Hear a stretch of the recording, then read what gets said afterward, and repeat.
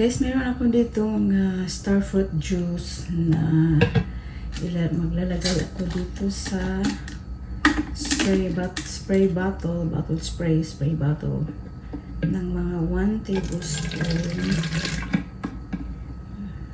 2 tablespoon, and then i-dilute natin siya sa tubig. So, ang gamitin kong tubig is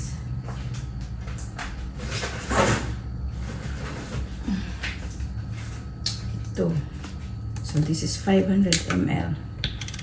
So, i-dilute natin siya. And then, spray natin doon sa ating mga pananim. Sprayin ko ang ating rose. At saka yung iba pa para mamunga siya, mamulaklak. So, samahan niyo ako, guys. So, ito yung ating rose. Sprayhan natin itong ating mixture.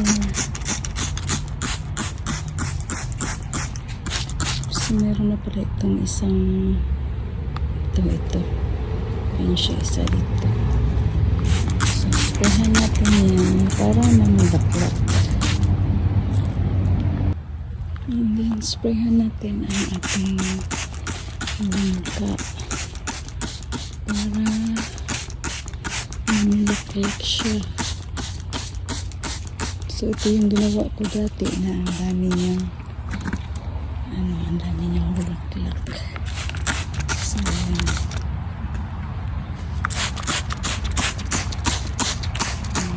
yung mangga naman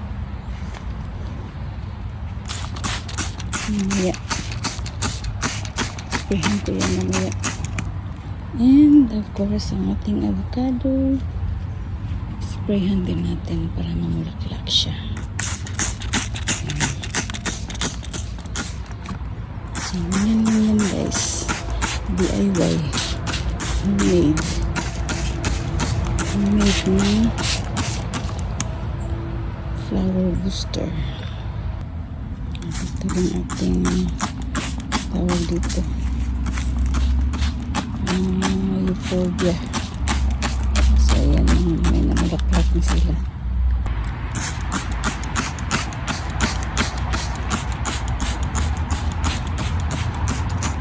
So ayan na.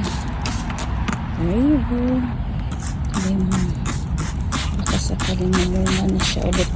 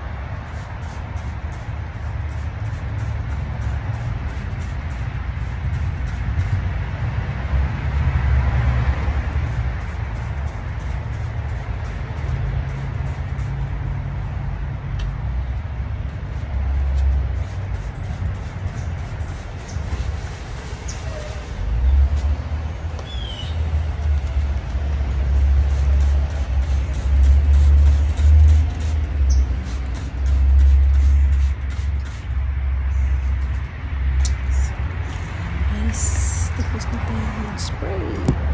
So yun guys, natapos na natin sprayhan ng ating mga pananim, and sana successful tayo sa ating ginagawa. Kasi dati naman successful tayo. So this time I'm hoping na maging successful din tayo.